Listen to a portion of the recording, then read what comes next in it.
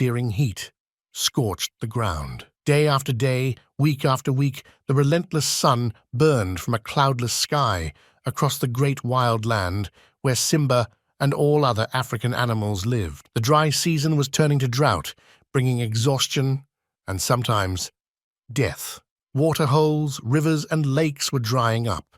There seemed no end to the intense heat except at night, but at sunrise, the agony started again. "I'm telling you, this lake I know is one cool place," Timon insisted, as Simba and Pumbaa plodded wearily towards it. The motor-mouthed meerkat rode on the warthog's back. "Drought or no drought, there ought to be water. Hey, ha-ha, that rhymes." "A poet, don't you know it?" joked Pumbaa. "Just as long as there's enough for a gooey mud bath." "I hope you're right, Timon," rasped Simba. "My throat's drier than a desert." The three friends had come a long way in their search for water, but so had many other visitors. The number of animals drinking from the lake had trebled in a matter of days. Antelope, elephant, zebra, buffalo, and other four-legged travelers had gathered there. So had huge flocks of birds. The lake quenched their thirst. Its fish offered food. Great numbers of graceful flamingos drank and bathed. For so many creatures, the lake meant life. "There it is!" yelled Timon, balancing with his hind feet on Pumbaa's head. "I can see its surface shimmering." What the meerkat didn't spot was mud-mad Pumbaa's eyes lighting up with eager excitement. The warthog suddenly took off as if jet-propelled. "Look out, you hair-brained hog!" screeched Timon, tumbling from his high-speed perch. A small cloud of dust marked the meerkat's bumpy landing. Simba padded closer and waited, while a shaken Timon eased himself stiffly up onto the young lion's back instead. "I'll carry you there, Timon," he said. "Thanks," replied the miffed meerkat. "I guess Pumbaa really took me for a ride just then." As Simba smelled water, he also broke into a run with Timon clinging to his mane. The sight of a powerful young lion, not to mention a warthog in full gallop, was enough to cause near panic. The surface of the lake exploded into movement. A flock of big-billed pelicans stopped bobbing about and swiftly headed skywards. "They've taken flight," gasped Simba.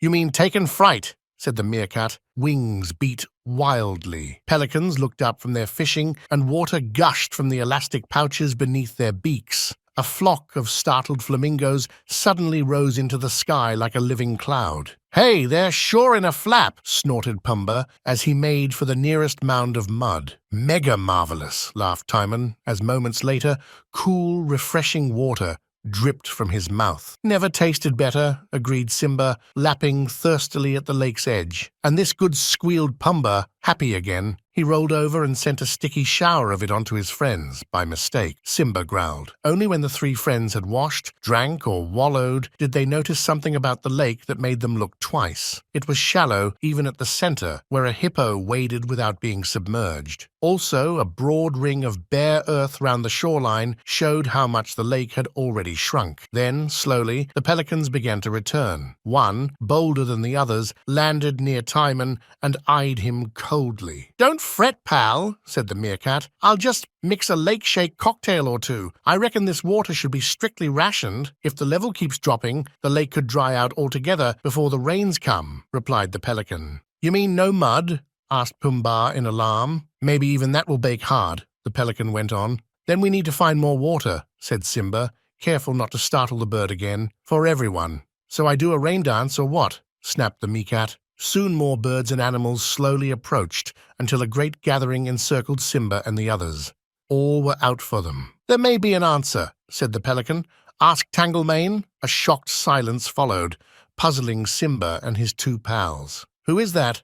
Timon finally asked. "I suppose the clue's in Maine," guessed Simba. The pelican nodded, then pointed with his bill to high ground on one side of the lake. "Tanglemane lives alone up there, and no wonder, he's a cat with attitude." "Cat? Like the lion kind?" asked Simba. "As in big, old, ugly, and very bad-tempered," replied the pelican. Pumbaa spoke up uneasily. "Just how big?" he said. "Outsized," added the pelican. "Sounds like he's got nothing good to offer," said Timon nervously. "He knows a lot," replied the pelican. "It's said that Tanglemane's as wise as he's surly. He knows all things." "Such as where to find water," added Simba. "Then we've no choice." "We?"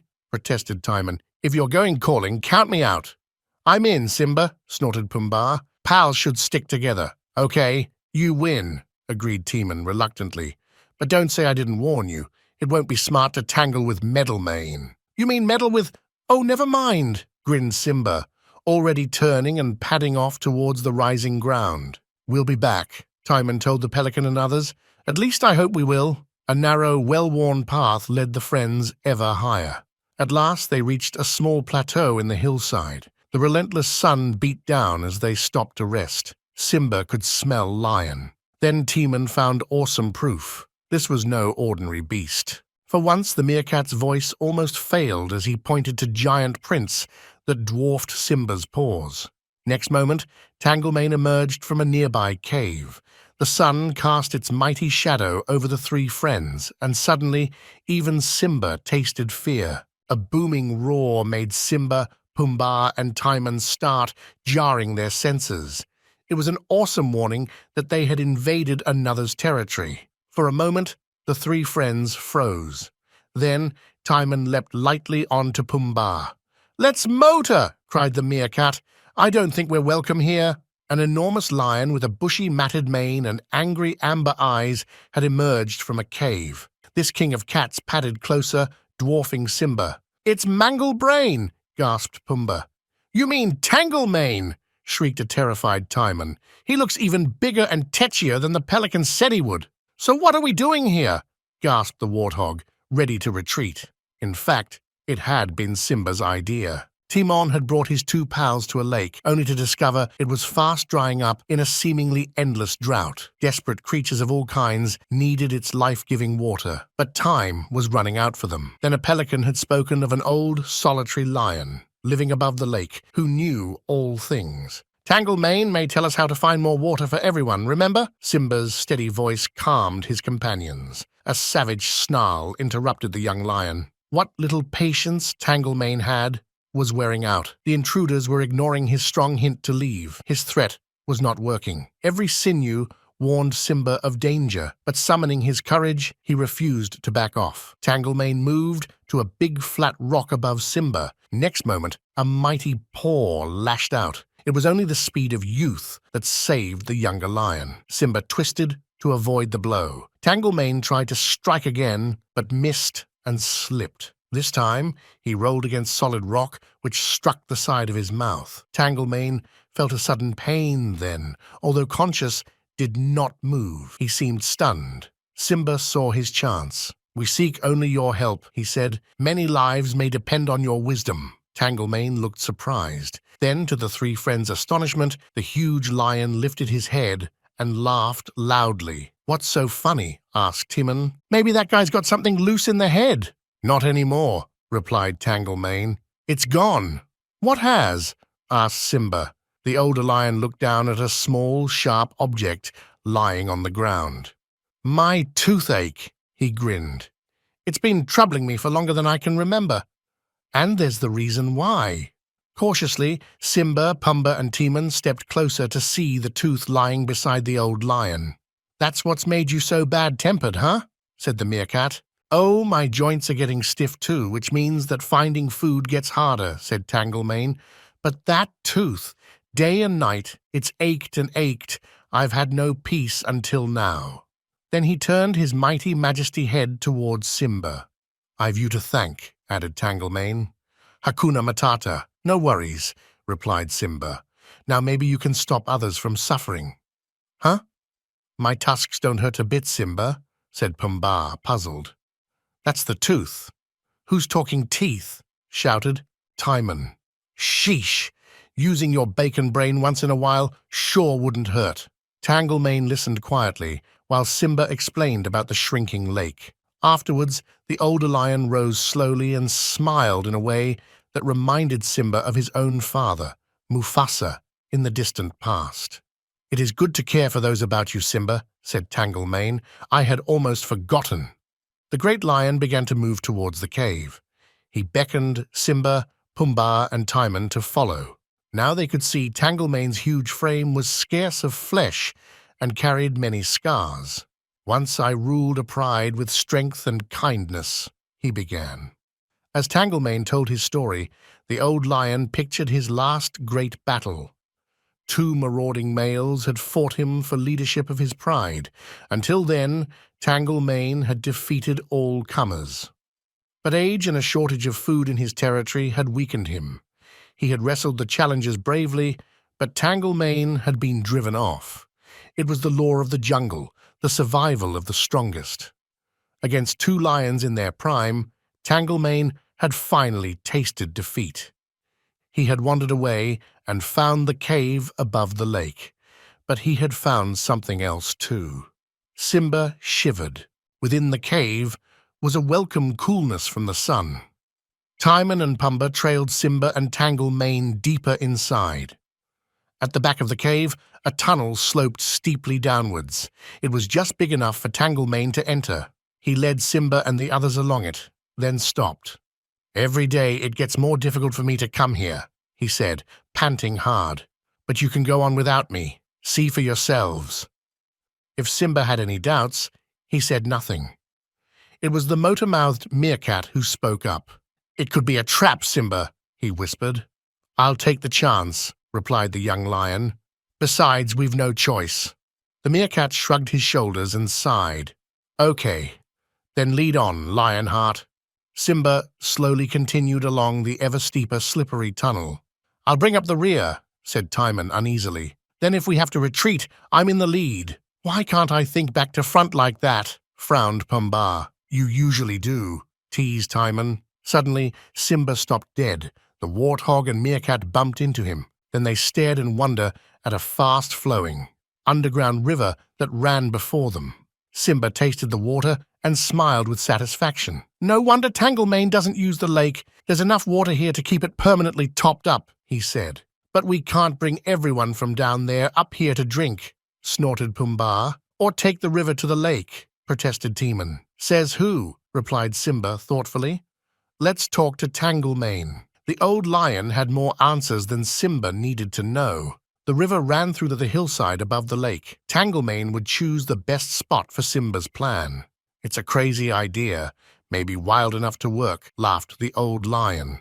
"But you'll need an army of elephants, warthogs, and other animals." "They're waiting down by the lake," said Simba. "Why don't we go and get started? This is going to be thirsty work." The hillside and began burrowing into the earth with surprising speed. Nearby, Simba, Timon, and the wise old lion, Tanglemane, watched. "You have to admit that when Pumbaa puts his mind to a task, he sure gets things done," grinned Simba. "He's a powerful boar," agreed Tanglemane. "More of a big boar," teased Timon. "Hey, I've never seen such a bunch of ugly hogheads in my whole life." But as the meerkat and all other animals knew, warthogs can dig deep burrows. It was exactly what Simba wanted. Meanwhile, down by the drought-stricken lake that he hoped to save from drying up, hippos churned the mud. Then the cheeky, chattering monkeys scooped up the mud and carried it to the hill. Biggest of all the beasts, the elephants were busy too. They found and fetched the hollow trunks of storm-struck trees. Lifting them with ease, the great beasts placed the tree trunks end to end, from the hill to the lake below, to form a long pipeline. Chimps, much smarter than the mischievous monkeys, who threw as much mud as they gathered, used the sticky goo to seal one tree trunk to the next one. Simba had never seen such a sight. So many animals overcoming their fear of each other to work together against a common enemy, the drought. Flocks of pelicans and flamingos flew to and fro, watching and waiting. "This plan of yours might just work, Simba," called the pelican, who had first told the young lion about Tanglemane. "Of course it will," replied Simba, as the pelican swooped. "It's the only way to save the lake and everyone who uses it." Although amazed by Simba's idea, the animals were even more astonished at the change in Tanglemane. The huge, grumpy lion who lived alone above the lake had always been bad news. Now he smiled instead of snarled and wanted to be everyone's friend. Without him, Simba's plan could never have been hatched. It was Tanglemane who had shown the young lion, meerkat and warthog a fast-flowing underground river containing all the water that anyone could ever want. But Tanglemane's good deed was in return for another. Luckily, Simba had chanced to help the older lion lose a bad tooth. Tanglemane was free at last from the nagging pain that had played on his temper. Baboons brought water from the lake in cupped leaves to quench the busy warthog's thirst. Some elephants even sprayed themselves and others with a cooling jet from their trunks. "If I were not seeing this with my own eyes, I would definitely think I was dreaming," cried Timon. "The way you bring creatures together, Simba, you're no mere cat." As Timon spoke, water suddenly gushed from the hillside. It spread like liquid silver across the freshly dug soil, turning it instantly into a mud bath. Pumbaa and the other weary warthogs seized their chance for a welcome wallow. But they soon scattered as the last of the hollow tree trunks was rolled into place and sealed with more mud. The animals waited and listened. Then came the sound of fast-flowing water, tapped from the underground river running through the pipeline. As if from a huge hose, it gushed out at the other end, bubbling and seething to begin refilling the lake. Next moment, countless cries of relief and joy filled the air. So did flocks of thankful birds who flew down to the lake's sparkling surface. Before long, another cry could be heard, as all the creatures gratefully called out Simba's name. The young lion climbed onto the pipeline to address the animal assembly. "It was your own hard work that brought success," said Simba, "and it was Tanglemane who showed me where to find the underground river." That name, too, was echoed by many voices. The old lion smiled. He turned to Simba and once more spoke in a wise way that stirred Simba's memory of his own father, King Mufasa. "You say I know all things, Simba, so know this," began Tanglemane. "I see you as a born leader, truly a king among animals. Perhaps one day you will be called to rule over them."